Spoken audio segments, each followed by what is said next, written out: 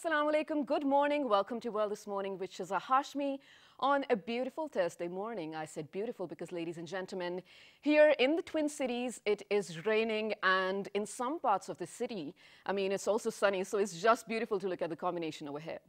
So, do you believe in signs, or let's say specifically divine signs? I do. I'm pretty sure the opinion differentiates, between people, but I absolutely do believe in them. So just in the morning, while I was on my way to work from wherever I live, I was sort of, thinking about something that I've been conflicted about for a very long time. And then, subconsciously, I was looking at the window as well because it was also stunning to look at. I just happened to witness a rainbow on the Kashmir highway while I was, of course, coming to work. And I took that as a sign for me, and I've been feeling so good ever since. So as I've already mentioned, I know there are different opinions about if you take things as a sign, especially as a divine sign, but that was for me. So I really hope, like my day started so good, I hope yours goes good as well. And speaking of rainbows, let's take a look at the weather updates from around the country. And then we can see what we are talking about. Here's a hint. Pakistan is anticipating Women's Day. Let's take a look at the weather updates from around the country. And let's say, well, Met Office has predicted rain, Lash, Rawalpindi, Islamabad, and adjoining areas. Met Office predicted partly cloudy weather conditions in most parts of the country during the next 24 hours. However, rain thunderstorm with snowfall over the hills expected at scattered places in Malakand, Kalat Division, Job and Quetta. Rain thunderstorm also expected at isolated places in DG Khan, Multan, Bahawalpur, Sargodha, Sahiwal, DI Khan, Rawalpindi, Peshawar, Kohat, Makran, Larkana, Sakha divisions and Islamabad. Also, according to Met Office, continental air is prevailing over most parts of the country. A fresh westerly wave is likely to affect western, central and upper parts of the country today and tomorrow. Well, the Twin Cities already had a good start. I mean, it's been raining since late night last night, as far as I remember, and it's so beautiful, as I've already mentioned. So what are we talking about today? Well, tomorrow, the 8th of March, happens to be International Working Women's Day, and since, let's say, last few decades, Pakistan has been so vigilant about observing this in different sectors, not only in the homes, but in working, places, organizations as well. So I think this was just a few years back that the women of Pakistan from different sectors came together and organized a sort of march, which was called Aurat March or Aurat Azadi March. But this is happening in Islamabad for the first time tomorrow, ladies and gentlemen. And just, last year it was happening in different cities of the country as well. And in Karachi alone, around 5,000 women showed up for this march from, of course, different sectors. Again, it was so exciting to look at because you can't see a lot of people coming together for the same cause. But it is happening again. I mean, in different, if you've been to, let's say, Rawalpindi, metro stations or even different markets of Islamabad and Rawalpindi, you are going to see some posters out there about this Aurat March. And the women portrayed over there, they're so headstrong. I mean, it's just very good to look at. We're going to be sharing the pictures later in the show as well, but right now we're going to introduce the guests over here. Now, some of them are representing women from the Aurat Azadi March, and one of them happens to be the UN Women's Country representative here in Pakistan. So without further ado, let's introduce them on my right-hand side. Ladies and gentlemen, I've been joined by the country representative for the UN Women, Jamshed Ghazi. Hello, assalamu alaikum, welcome to the show. Thank you for having me, Shida. Well, absolutely our pleasure. And next to Mr. Jamshed, we have someone who happens to represent the larger chunk of the Aurat Azadi March here in Islamabad. She's been on the show before as well. Well, I was not here, but this is Benazir Jatoi, a barrister and a human rights activist as well. Hello, assalamu alaikum, welcome to the show. Thank you very much. It's a pleasure being here. Our pleasure as well. And next to Ms. Benazir, we have someone who happens to be a filmmaker, and I am always so excited to meet female journalists and filmmakers, so I'm excited to meet her as well. She is none other than Anam Abbas. Hello, assalamu alaikum, welcome to the show. Assalamu alaikum, thank you. So to begin with, we are sort of anticipating the Women's Day over here. Let's begin with you, Mr. Jamshed, because you are, let's say, representing the other side, and we are 3 against 1. So to start with, how do you see Pakistan is observing, or let's say anticipating this day? Well, I think Pakistan has had a long history of the women's movement, and I think every year it just gets stronger and stronger. So, I mean, clearly we're also very, I personally am very excited that there is so much going on, whether it's Islamabad or all the cities. Of course, there is the march, which is in itself very symbolic because, there is such a lack of women in public spaces generally. And to see that many women across the country, I think that's a great thing. But I think even beyond that, there are so many events happening, not just specific to organizations such as mine and others that are focusing on gender and women's empowerment. Right. But there are organizations that really haven't previously done anything on gender and are suddenly beginning to realize, well, this is important and we want to celebrate. So And whether it's companies, it's other organizations, and they're all, I will get a text message or something saying, oh, guess what? We're also doing a Women's Day event and commemorating. Wow. So I think this begins to take things away from what was a small portion of or segment of the organizations to a much wider population. So I think that's certainly very encouraging, and I just think it's going to continue to grow year after year. Well, that's what we hope as well. So there are different themes for this day every year, and this year it's Think Equal, Build Smart, and Innovate for Change. What do you feel about this theme? It's a little bit complicated, but I mean, the Think Equal, Build Smart, Innovate for Change. Every year there are, the International Women's Day has a number of themes. So if you want to break it down, Think Equal, I think that's self-explanatory. Of course, yeah. That's the first step. Build Smart is referring more to the infrastructure around us, the buildings, the streets, the health clinics, the schools. I think all of these, typically it's men in charge of planning and infrastructure and architecture. And they're generally built by men for men.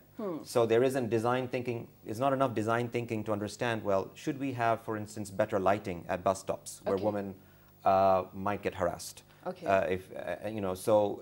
Lighting is one thing, whether it's sanitation facilities in schools for girls, which don't prevent them from going to school. So those are the sorts of things when we say build smart, it's about making sure infrastructure, roads, systems work for women. And innovate for change, I think it's again, it's a buzzword, but as UN Women's Executive Director has spoken about, we need an earthquake, and not in the literal sense, metaphorically. There needs to be tectonic shifts so that we can accelerate the pace of change towards equality, because at current rates, estimates by the World Economic Forum is that it'll take us, South Asia, 300 years to get to equality between men and women. That is your granddaughter's granddaughter's granddaughter, and then some. We certainly cannot wait that long for that to happen. So innovation is about how do we disrupt? You can use, it's not just about technologies, but how do we hasten, accelerate the pace of change to see an equal world by 2030, which is only 12 years away. So we have a lot of work to do in that regard. Of course, and since you mentioned that, well, there are, let's say, apparently it's going to take almost 300 years for us to get there, where there's, at least we're witnessing equality. But these amazing women over here, ladies and gentlemen, they are the ones who are taking steps to make the 300 years at least less than that. So girls, I mean, your Aurat Azadi March took social media by storm. And I'll be honest when I tell you that is how I found out about this, especially Twitter. You tell me when you thought of this idea for Islamabad specifically, and then you tell me how has the response been? One thing I just want to clarify is that though the shape of the Aurat Azadi March is new, the march itself is not new. And Islamabad human rights activists and women's rights activists have always marched on International Women's Day. And this grows from the very, very strong women's movement in Pakistan, especially against certain laws that were very discriminatory, and that's how it started. But also movements that are democracy related, where very much women were at the center of it. So International Women's Day celebrations and demands of the government are not new, but the Aurat Azadi March and groups coming together is. And we've used social media to amplify our voice. What I'd like to emphasize, though, is that though social media is one of the tools we've used, we're very aware as organizers that social media does not reach the average woman often. Also the downtrodden segments of the society that you want to target. And so that mobilization campaign has been very active, and it's been face-to-face. And we believe... I want to come to that, but I want to talk about that in detail. So before that, I have to move to Anam. Talking about social media specifically, how has the response been from the classes that are, let's say, able to first of all use social media and then understand the message that you were giving out? I think it's been groundbreaking, especially from last year. If you see some of the posters that women attendees brought in and how they became just very basic messages became so viral, and there were such heated debates, and content creators online were making response videos to them, and so there was a lot of hot debate that was happening really across the country. And I think we should also be a little bit more aware of how widespread social media use is in Pakistan. Absolutely. You might not have, you know, you might not be going to school, but you'll still have a phone and be connected to the internet somehow. So it's really fueled us to double down our efforts for this year. And I think last year the march was in Lahore, Karachi, Islamabad, but this year it's in Mardan, Hyderabad, Quetta, Peshawar as well. So we're really, and that's spreading. So exciting. But since you said that a lot of women have been sharing your message on social media, has there been a response from men as well? Are they very supportive about this cause? There's two kinds of responses. There's male allies who already understand feminism as a concept and are behind us, but there's also men and women who maybe do not understand some of the messages that were coming out, but it's the conversation that needs to start happening, that's happening in every household and every dinner table and online. And some people will be convinced, some people will not be convinced. I've personally spoken to young boys who were unconvinced by the posters, then had conversations with women in their private lives and changed their minds. Oh, okay. So of course they need to be enlightened. By speaking to women, of course, then you feel like what the real issues are and what not. But coming to you, Mr. Jamshed, what do you feel like? I mean, who are the stakeholders? Now, this is one of the examples of many movements taking place in Pakistan, in the history and in the present as well. But who do you feel are the stakeholders for these kind of projects? Are you speaking specifically about the march or generally? Well, as I already mentioned, march is one of the examples, but generally. I mean, you know, again, I always say that, you know, if it's, when we talk about Women's Day or women's issues, there is no such thing that is just, it's not, it's really about all of us. Of course. And it's not even binary, male, female. There are those who don't identify as either. And I think this is what is really powerful. It's very inclusive. And again, it goes back to the point that, you know, if you again talk about, let's say, women's economic empowerment, which is a big issue in Pakistan, which is very low labor force participation. When women have that financial independence, economic independence, who benefits? It's not the woman herself. It is the entire family, the community. So, and again, I hate saying it, but it is often true that if you make the similar investment in a man, the spending patterns will differ, and it will not necessarily be for the benefit of the larger community. Of course, there are exceptions, but and that's why I think, you know, when you say stakeholders, really, the message that needs to go out is this isn't just, you know, woman for woman.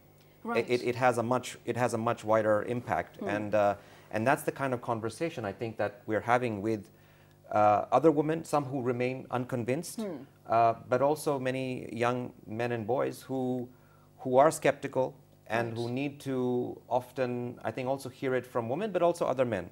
Because it's still that we still have an environment where standing up for equality or women's rights among a group of men can be something which is, you know, we don't look upon very favorably. And, you know, the man or the boy thinks that's not very popular. We have to change it to becoming much more, it has to be the cool thing to do. Right, of course, you know? It has to be. And I think people, but beyond that, you have to first believe it. And then it can be cool. You know, so, but I think that is changing. It's not changing at the rate I'd like to. And I think, you know, I hope that as more and more, you know, young boys and, you know, mothers bring their sons out to these marches and they begin to understand, wait a minute, this is me, I'm part of it. And I see, generally, when you do see men who ally with these causes, they also think back to the time when their mother was working.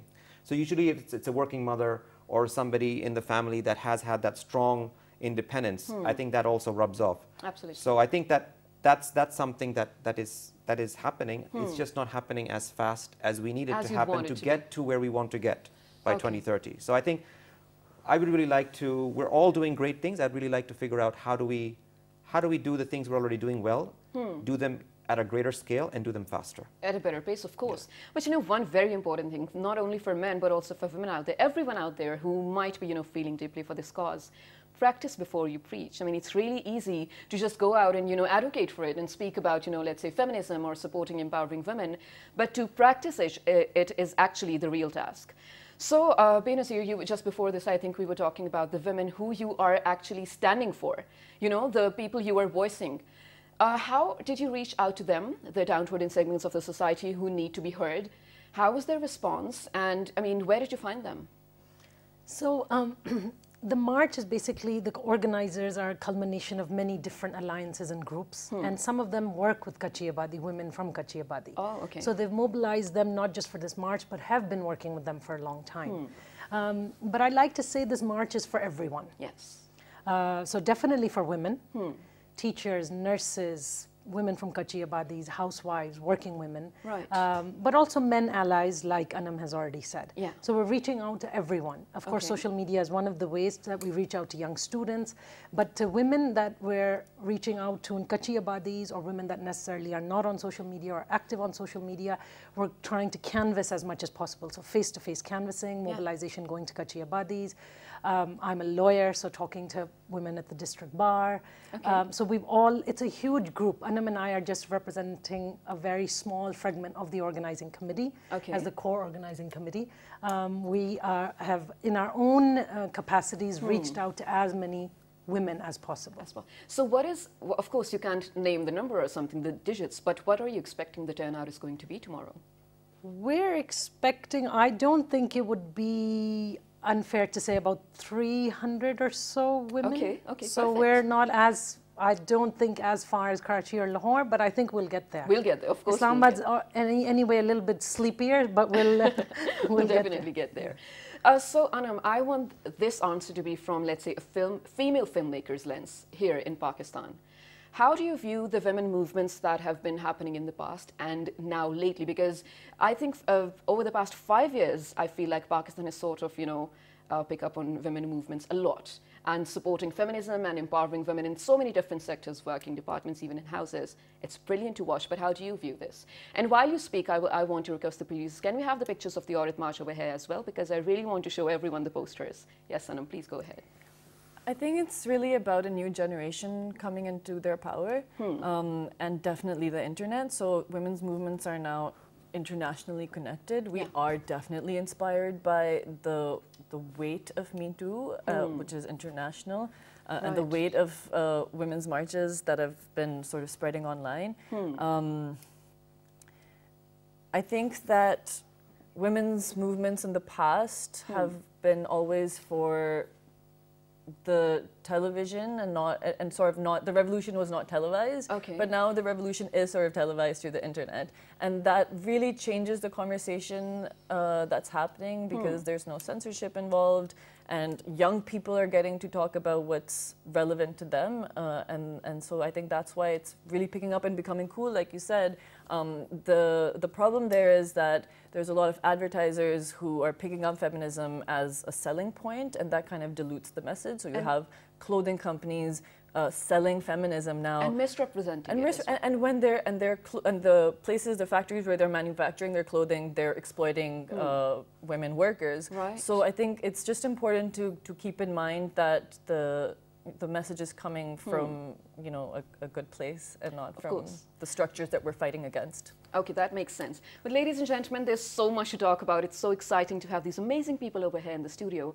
But before we further the conversation, let's head out to watch a small a video that has been made by one of our correspondents. This is about Women's Day, and this is Sima Ababasi for you. Let's head out to watch this.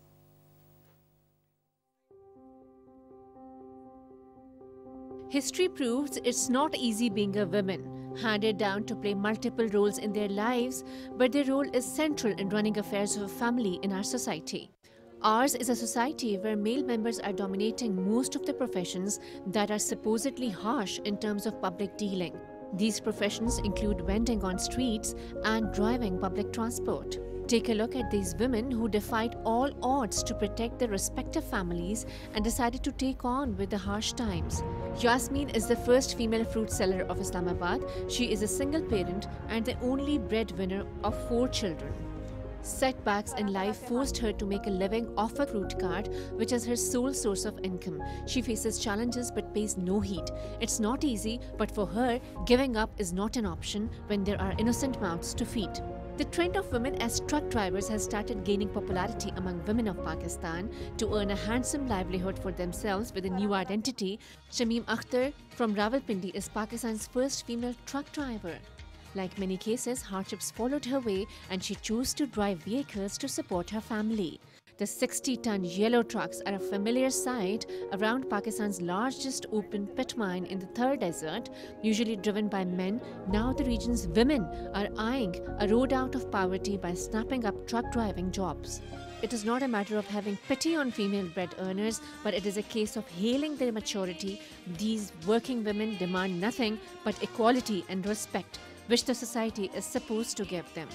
Dozens of women have started the profession of bus driving, truck driving and rickshaw driving in a male-dominated society, which is very daring and courageous. Take a look at the female heroes of our country. We are indebted to Ms. Fatima Jinnah, Benazir Bhutto for leading the political struggle. We are equally thankful to the daughters like Arfa Kareem Randhawa, Maryam Mukhtar and many others for making their marks on our history.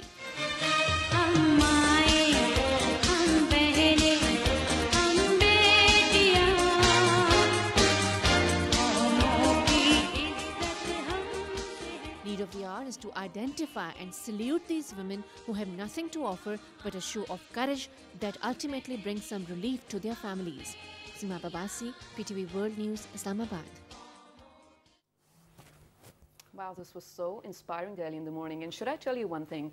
The car service that I often use for coming to work or, going to different places, I often happen to meet with female drivers over there as well. And their stories are always so inspiring. I always happen to, end up befriending them. It's always lovely to meet such people. But now let's come to the issues that you guys are looking to address through this march, okay? But before that, Mr. Jamshed, you have to answer, since you've been to different parts of the world. I mean, the list goes on. There's so many countries that you've visited. But being in Pakistan, what privileges or challenges you feel like Pakistani women have to face in this part of the world? Well, I think let me just start with maybe some of the statistics and some of the reports that have come out. Yes. Of course, every year there is a World Economic Forum in Geneva. They release a report on gender equality. It's the Global Gender Gap Report. Now, I know that there are some methodological challenges, but generally speaking, Pakistan's progress has stagnated over the years in terms of, there has been some progress, but, yes, there are lots of legislations that are being passed. But if you look at the, for instance, let's just pick women's economic empowerment as one area. Right. The number of women in the labor force hasn't really changed much over the past 5, 6, 7 years. And the brilliant women you've shown on the screen, those are by and large exceptions.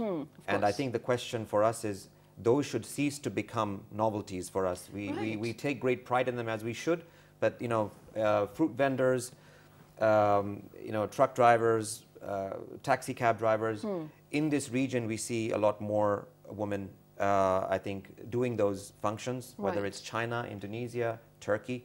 So, I mean, I find that there is a little bit of an anomaly as well, because increasingly you see girls and young women doing fantastically well in colleges and universities. And their proportion in those, in education is growing and much larger. Sometimes they outnumber boys. Yes, absolutely. That doesn't seem to translate into accessing jobs. And so we have to ask the question, what is it? Is it simply a matter of early marriage, or is it cultural constraints? I don't believe that's the only thing. I think there is issues around access to safe transport, safe and affordable transport. Right. There are issues around harassment at work, conducive environment. Definitely.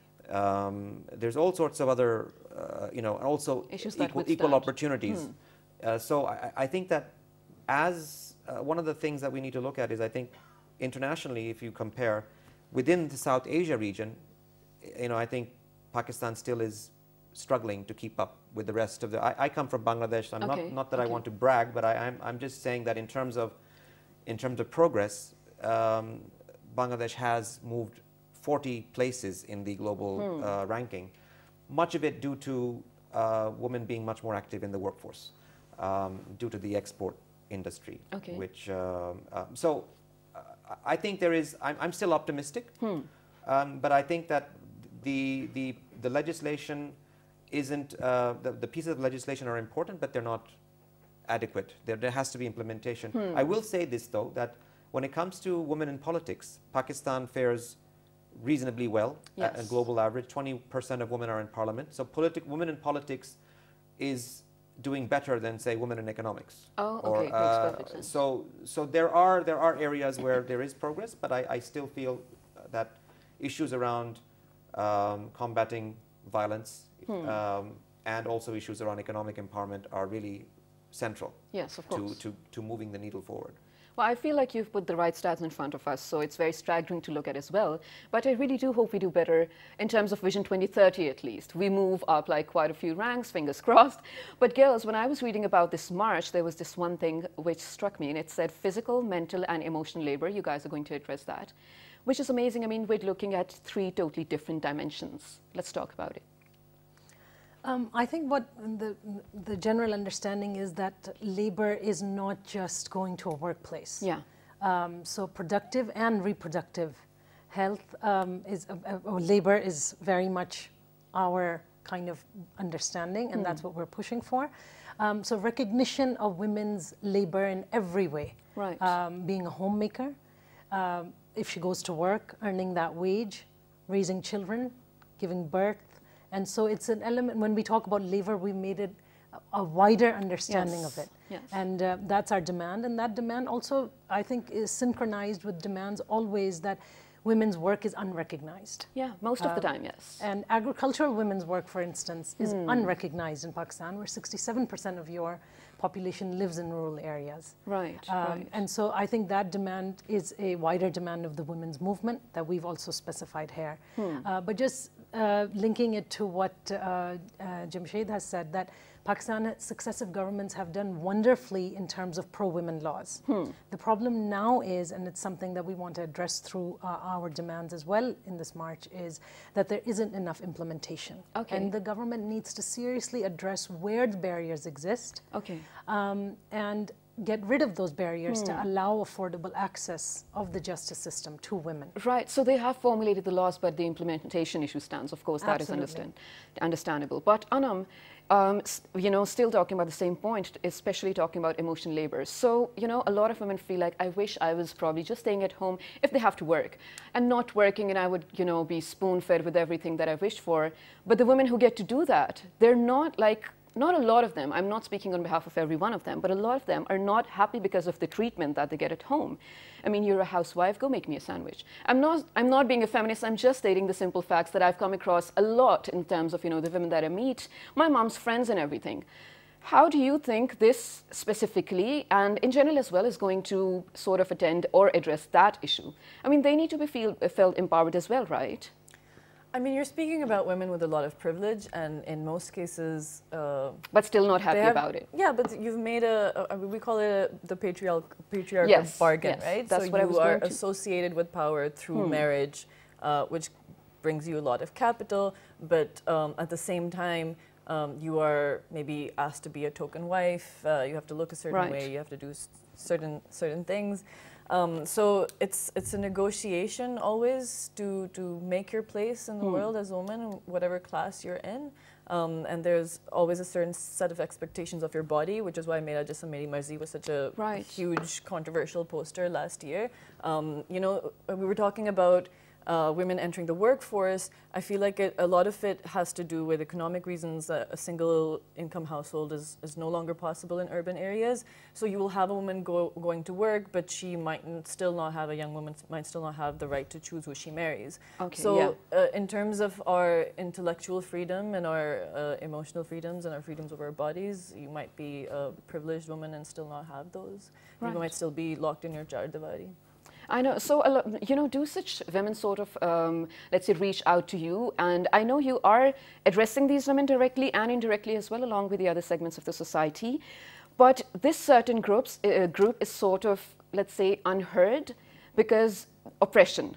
they're not supposed to speak up about it because you belong to such a fancy, let's say, family system or something. It's about their respect, it's about their dignity, their standing in the society. You're not supposed to openly talk about it, right? So how do you feel like it is for those women, and how do you feel like they can benefit from such a thing as this march? I think also that's the reason we've emphasized over and over again, this is for all women. Yeah. Regardless of the social economic divide that you stand Yes. on.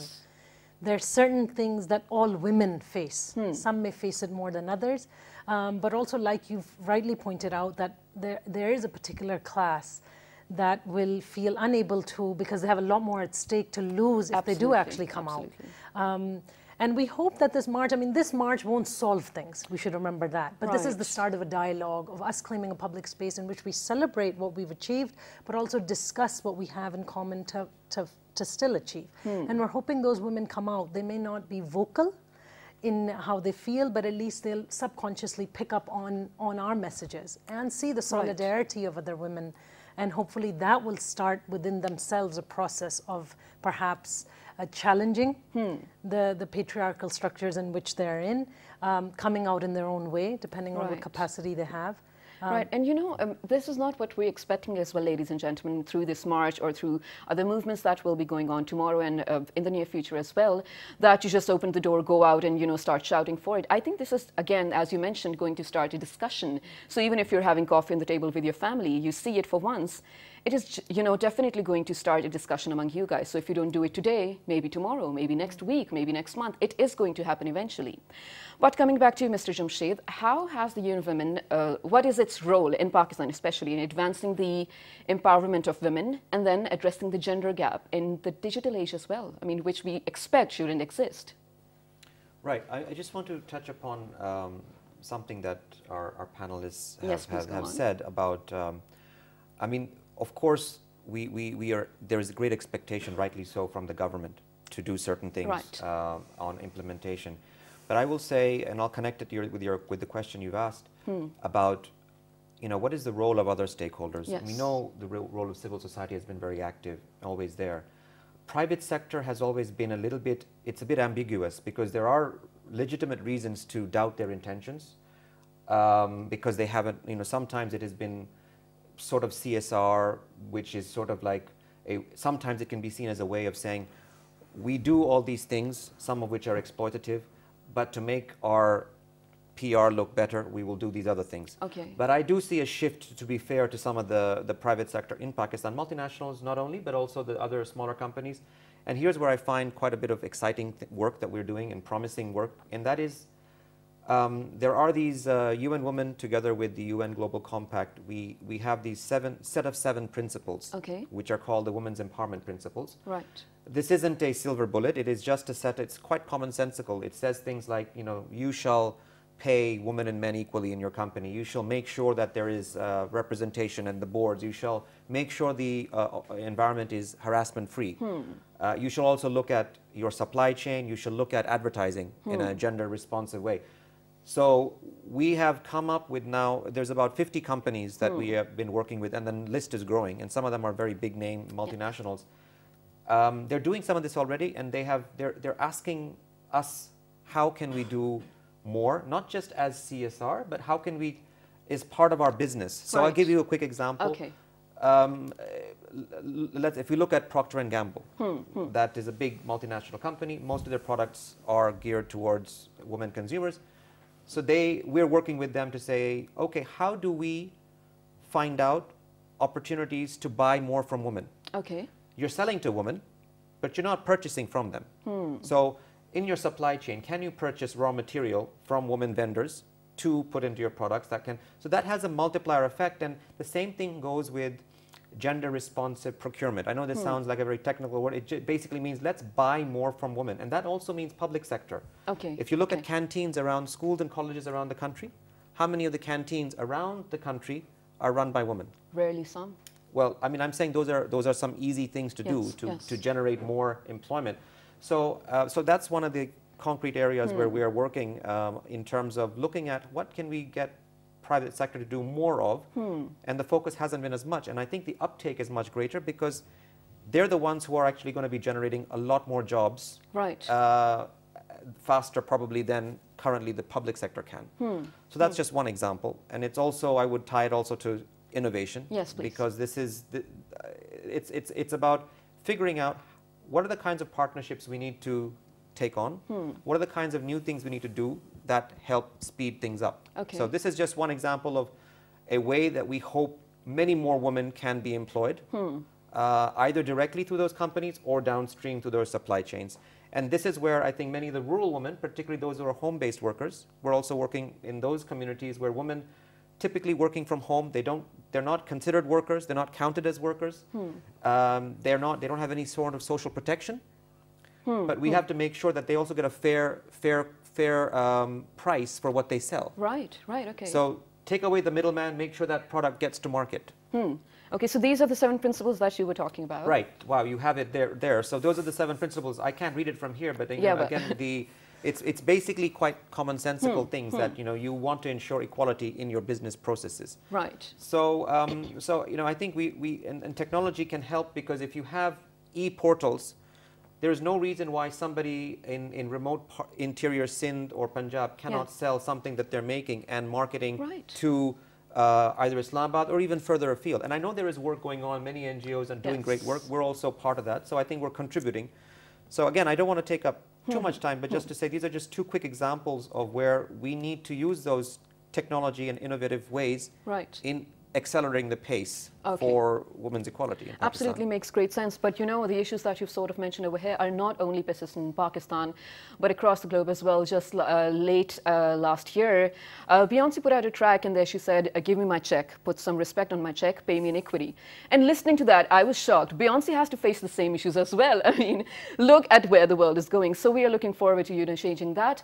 At this note, ladies and gentlemen, we're headed out to a very short break, but when we come back, we will ask these particular women, being a barrister and being a filmmaker, how it was for them to start their journey in a country like Pakistan. Stay tuned. Good morning.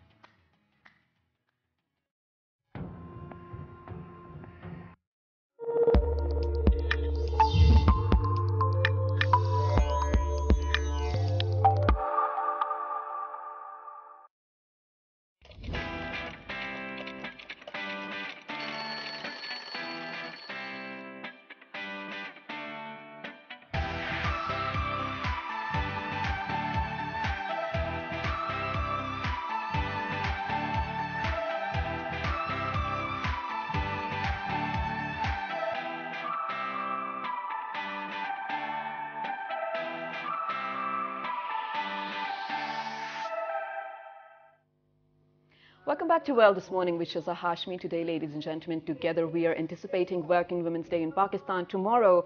So we are really, riled up about this. Before going on a short break, I told you I'm going to ask these ladies about what and how their journey started and if there were any challenges that they had to face. But before that, very quickly, Benazir, what are your demands? Let's speak on behalf of all the women out there who are supporting this march, your demands from this. So some of our demands are basically around laws. Okay.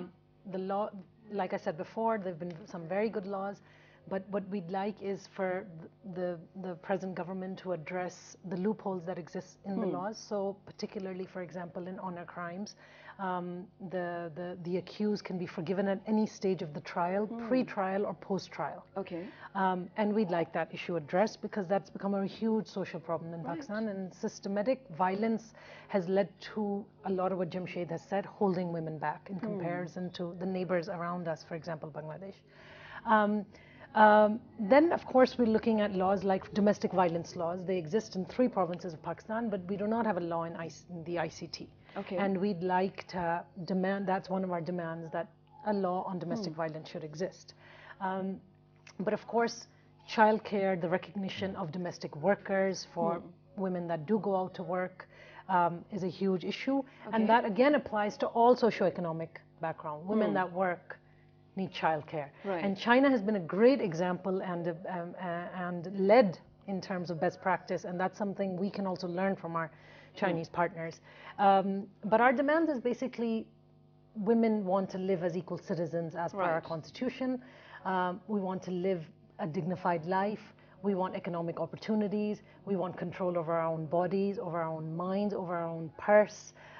So the reason we come out today is to ask everyone to come out to celebrate, but also demand. I think as citizens, that's very much our right. Okay, wow, great. Now, Anam, very quickly, if anyone who wants to be a part of this from the Twin Cities, where should they be coming, what time, and what is the plan for tomorrow? What are you guys going to do? So the march starts, we gather at 3 p.m. at Press Club Islamabad, and we'll march towards Supermarket and back towards the Press Club, where we will have speeches, some musical performances, and it's a really great chance to get to know one another, build some solidarity, build Behen Chara, which is what will save us.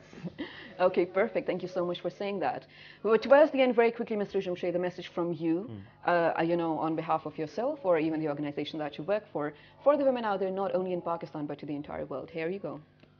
Well, I would simply say that I would very much like to see women move out of the micro space into the macro space. By this, I mean, you know, every time we talk about anything related to women, it's small scale, start small, pilot, but it's often the much larger, you know, we need to be dealing at a much larger scale. So I'd like to see it's not because you never associate men with micro credit.